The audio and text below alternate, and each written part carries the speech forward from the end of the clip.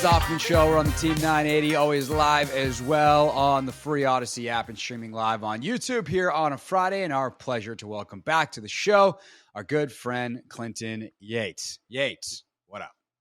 Nothing much, man. So I have a question for you before we start talking about any sports stuff. Okay. So I'm going to Austin, Texas for South by Southwest this weekend. Mm-hmm. Have you been to Austin? I know you've spent time in Texas. And what are your thoughts on said location? I have not spent time in Austin, and it is one of my great regrets of living in Texas. Unfortunately, I was working 6 to 7 days a week, making $25,000 a year when I lived in Dallas. So the opportunity and the extra money that got me above the $25,000 a year salary came with the shows I did on the weekends. And thus, the opportunities to pass those up and go down to Austin did not really come up for me. I've driven through it on the way to San Antonio for some NCAA tournament games and some Spurs games. But sadly, I have not. It is very much on my list to go to. I know some people down there. I also know it's like crazy crowded. Like Austin blew up a little too quickly. But yeah, unfortunately, have not spent time in Austin. But South by sounds awesome. I'm looking forward to it. I've never been to South by. I have been to Austin for a football game. They actually lost to Kansas in the football game I went to, but Yikes, that's another matter. But so, yeah, okay. Well, I figured I'd ask because I'll be down there, and it's a big festival. I've never been to the festival. All my friends have been because back when we were younger, speaking of things in younger days, everybody had a job that got them to South by for whatever reason. Mine never did. So this is my first time. So pretty excited. Yeah, and now here you are. Your job is taking you to South by. Are you a barbecue guy? That's really the question when you go. Not hugely, to be very honest. So that's not going to be a big part of my agenda, but I'm looking forward to it. The weather should be nice, hopefully. Yeah, so barbecue and then tacos. That's the other big thing. But sure. You live in LA, so like it's obviously different. It's a Southwest like style, right? Taco that you should definitely probably have. I'll report back. This is. I mean, clearly we know where my head and my heart at, which is in my stomach. And thus, I would like the full report to see what you do down there, and we'll certainly check in to see how South by went. But alas, your homeland here in DC, a lot of L's lately over in the Monumental Sports side of things. Really, I mean, I would say all three teams, the business team, if you will, the basketball team, and the hockey team's kind of in the middle of selling off parts, including Evgeny Kuznetsov gets traded today. Bit of a bummer there. You'd love to see him retire. In Capitals colors, but alas, here we are. Let's start with the stadium deal in Virginia. This thing is on life support. It's not 100% dead, but it's pretty darn dead. How surprised are you that this has happened, considering they did have the press conference? And typically when you have the press conference, those types of things don't fall apart at that point, especially when there's so much money and power invested in it getting across the finish line. Yeah, but here's the problem, Gregory, is that people in the district and the surrounding areas are smart people.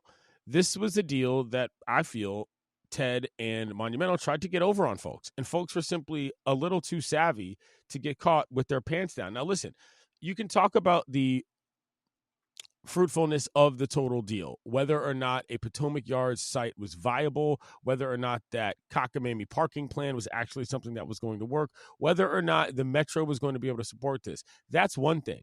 But it's another thing to try to pull a fast one in the State House on people when other interests are involved. This wasn't just a bad idea from a planning standpoint. This was a poorly played political maneuver. And that is where I feel that he just had no idea, Theodore, that is, what he was dealing with in terms of the way things actually work. Billionaires often think that throwing money at something is how they get it to happen. And in this case, it wasn't. And so I feel that this was an interesting lesson in not only market forces, but civics. Gregory, you know what I mean? Like, you just can't operate this way in terms of trying to shove things into budgets without any type of approval process. And I'm paraphrasing here because I don't want to get in the weeds about how, state legislatures work and all this other stuff. That's not really something I want to do on this show.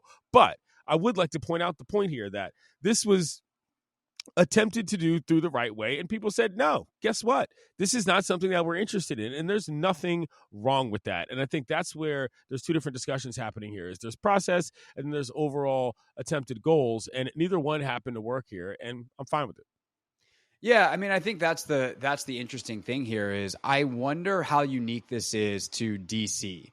And we talked about this with Teo Armas, who covers Northern Virginia for the Washington Post yesterday, of the people who live in this neighborhood are some of the most civically involved people in the entire country. Like, if this is happening where you live now in LA, like, do you think that the billionaire is able to get it through? And how much of this is unique to the fact that it tried to happen in the city where all the political people who actually pay attention live? I think that billionaires in LA have different interests in terms of what they want their footprint to look like than perhaps is the case in the district. I mean, ultimately, let's think about why Theodore thought this was a good idea to begin with. Basically, you can take the political ruse for whatever it is in terms of what you think is happening or not happening downtown in the district. But basically, it felt like this guy wanted more of a playground that he could call his own, as opposed to simply being a part of a larger ecosystem in which he was simply in the center. It felt like basically an ego move off the rip. I don't know that every owner at every locale has the same mindset in that regard, but also I know that other owners in other places have more stuff in terms of their overall, I don't know, footprint on a lot of places. And so if that's something that was being chased after for sort of those kinds of reasons, even if you want to call them just business, okay, but sometimes that doesn't work. Once again, market forces, never mind civic engagement, oftentimes can trump the dollar when it comes to what is actually going to happen versus what people want. Clint Yates, ESPN, with us. Of course, you can listen to ESPN Daily. That's how that podcast works. It's daily, Monday through Friday, on your favorite podcast app. Are you recording anything at South by the way? No, I'm going for work purposes. Going to be talking on a panel, being me. So very happy to do that. Very proud to represent. You're good at being on panels. That Around the Horn television show prepared you very well for that. Thanks, Tony. I appreciate that. Yeah. Thanks, Reali. Thanks for the panel prep. There's always something to talk about, and I'm happy to be somebody who can do it. Yeah, for sure. All right. So on the floor losses for the Wizards, they've now lost 16 straight games. We knew this year would be bad. I don't think any of us thought it would be this bad. Certainly internally, they didn't think it would be this bad. My question for you, though, is like, do you care? It's not about whether or not that I care, if I'm being quite honest. I mean, look, people's relationship with the Wizards is very personal to them for a lot of different reasons, because this team is very rarely competitive. Let's just be honest about this in terms of our lives. I don't just mean this season. I mean in terms of decades. So what if you're presumably rooting for the best case scenario for the Zardos? You're rooting for them to lose. You want them to have the worst record possible so they can get the best possible pick. This delusion that, we're only supposed to be this bad, not that bad. What's the purpose of that? Like, explain to me what that is, because it's not like all of a sudden you're going to draft a guy here, draft a guy there, put a couple pieces together, and then be OKC. That's not happening. You've got to figure something out from the bottom up. And so that's why it's kind of, I don't want to say funny, but the whole we will never tank bit that Theodore used to say all the time, all of the sort of eyewash that they're using to try to act like this is supposed to be some sort of a competitive situation. Like, come on, it's a full rebuild. You can just say that, and that's really what's going on. And so I'm very interested to see what happens from a simple, you're a lottery team. Who are you going to pick? That's what this is. The record, the only reason the record is embarrassing in terms of losing streak is mainly because it has to remind us of some other terrible Wizards teams that also had cripplingly bad losing streaks that were in our lifetime. This gets into a Gilbert Arenas conversation, which is never a conversation you want to be in, Gregory. So, yes, there is historical markers that are annoying to try to think about, but overall, I don't think this matters that much in terms of whatever the plan is right now. Were you a season ticket holder in 2009, 2010? I was not a season ticket holder then, no. Oh, okay. Do you have a favorite memory from that season anyway? I'm not going to get into that. I just know that anytime I get to mention JaVale McGee, the god, Javale, as he was known in our household and friends group, anytime I get to mention JaVale, I'm a happy person. So, yes, that's JaVale, my favorite moment. Andre Blatch. Fool. Blatch. This is your captain speaking. There's a game in which he got on the mic one time before the game, after warmups, before tip-off, and he grabbed the PA mic and he said, "This is your captain speaking, Andre Blatch." Look that up. I was at that game. It was ridiculous. Anthony, we need to pull that for real things. All right, we'll get Anthony on that. I think that in terms of like the record and the embarrassment, though, the only thing is that like visceral fan reaction that we're all in this in part because of civic pride or sports team pride, whatever you want to call it. Because like the whole point of fandom is to be able to pound your chest and be like, my team's better than your team. Sure. And when your team has lost 16 in a row, I do kind of wonder, like, there is no false sense of hope, right? Like that was the thing that the Wizards sold forever, is like, oh, we're this move away, we're that move away. And like that being crushed, I do wonder what kind of impact that has on the fan base. It's got to have an impact on younger generations, especially if you're trying to, move the team out of the city. These two things are not uncorrelated in terms of the dual level of ridiculousness happening at once. You're trying to tell me it's been months? You know what I mean? We could potentially change administrations before this team wins another game, as far as it feels like. And you're out here talking about moving the team out of the city, like the whole entire operation. And I don't mean to say this just to bad talk anybody, but this is what poverty franchises look like. You know what I mean? In terms of how you operate. You're trying to, I don't know, man. It's a really hopeless situation in terms of what I think I would be able to say, tell my kids if I was a NBA parent with an NBA fan child. Like, you're going to Wizards games just to see these people in person, not because you're looking at an operation that seems like it's ever been serious about winning. I was talking to Raja Karuth the other day, the young man from the district who won the Truck Series race in Vegas. And he was like, yo, dog, I'm a Wizards fan, and things are terrible.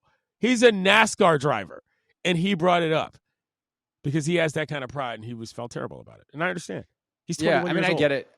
Yeah. I mean, if you're anyone who's been a fan in the Leonsis era, you've never seen a 50-win season. If you're anyone born after 1979, you've never seen a 50-win season. But the whole point of being this bad is you're not going to be on that wheel of mediocrity winning 36 games a year. Right. Is that in 3 years, hopefully you're actually approaching that 50-game season. Going to take some luck, going to take some skill.